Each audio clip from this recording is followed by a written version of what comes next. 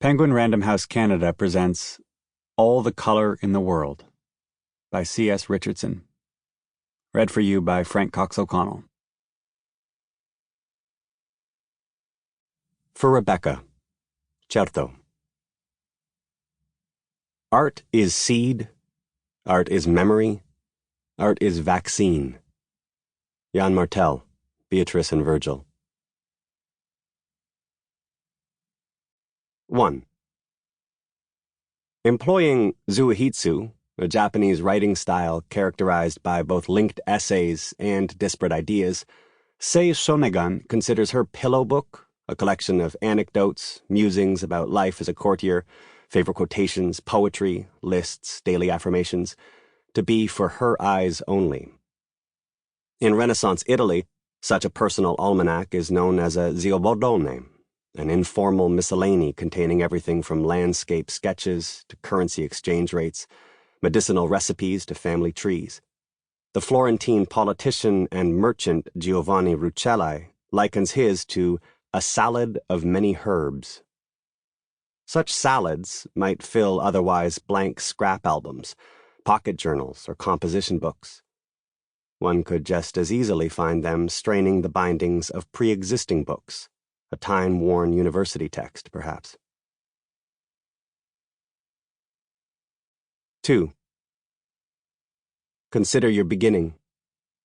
Father in ill-fitting tweeds, waiting for an eastbound streetcar, worrying the coins in his pocket. Mother clinging to his remaining arm, her best cotton dress, generous with the letting out, billowing in the heat rising from the pavement. She carries low, a month early, knees buckling 6 minutes on the tick. The morning editions, brash with their 60 points, predict another dog day, the hottest of the summer. The indifferent vice of contradiction tightens. 5 minutes now. You could set your watch.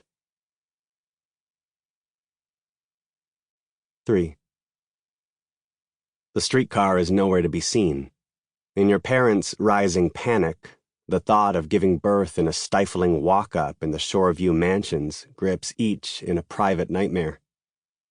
Mother pictures herself flat on her back, a beached whale gasping on the parlor floor, curses loud and blue, legs splayed for all to see, mysterious fluids ruining the rug. 1 floor below, her mother-in-law, soon enough Gran, dimples her ceiling with a broom handle, trying to silence the frankly unnecessary language coming from above. Father remembers other leavings of the human body, the thick red violence of it all. No matter that present, if pressing, circumstances might be considered more an affirmation, less a taking of life. Teetering at the curb, Mother's fingers claw at her husband's sleeve. She loses count, starts again. 1 Piccadilly, 2 Piccadilly. Father's tweeds a mix of russet and umber. Mother's dress cerulean.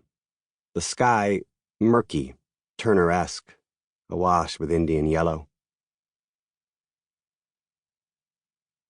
4. The Dutch East Indies, spring 1815. On the island of Zimbawa, Mount Tambora erupts. The resulting cloud of ash, 10 times the debris that buried Pompeii, circles the globe, creating a variety of optical phenomena. Prolonged sunsets color European skies throughout the summer and fall. Abnormal twilights glow orange and red near the horizon, ethereal purple and pink above. Daylight skies appear muddy, as though skim-coated with yellow. Temperatures cool, triggering extreme fluctuations in weather. 1816 becomes the year without a summer. Meanwhile, the artist J.M.W. Turner works his way through another sketching book. He will eventually fill 290 such volumes with penciled scribbles, hasty watercolor impressions, and detailed notations concerning the play of light and color in the natural world. This particular sketchbook concentrates on the optics of the English sky, including the color anomalies caused by the Tambora eruption. In finished paintings such as Chichester Canal, 1828, Turner will move easily from sketch to canvas, putting the vermilions, the chrome oranges, the Indian yellows of his observations to characteristically evocative use. 5. Mother's pregnancy is her first. A natural, one might argue predictable, denouement to an evening that occurs 8 months earlier, an evening prologued by a day spent on a station platform, pacing holes in her best stockings, at last to see a mirage of brassoed buttons and hollowed cheeks, pressed khaki and sunken eyes, step lively from a third-class carriage.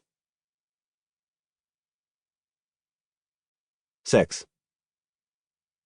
Discharge paperwork awkwardly left-handed, in Ypres, back of a lorry to Le Havre, steerage to Quebec, third class to Toronto. The run along the platform, the warm, wet kisses of his wife. And despite leaving an arm amid the stumps of sanctuary wood, hot shrapnel cleaving the wing mid-humerus, relegating surgeons to crimp and hem like so much piecework, father brings home a certain boudoir expertise, acquired on the frayed edges of Bayeux, in the instructive embraces of one Mademoiselle Lillian, known to both sides of the salient as Lily Lazur. 7.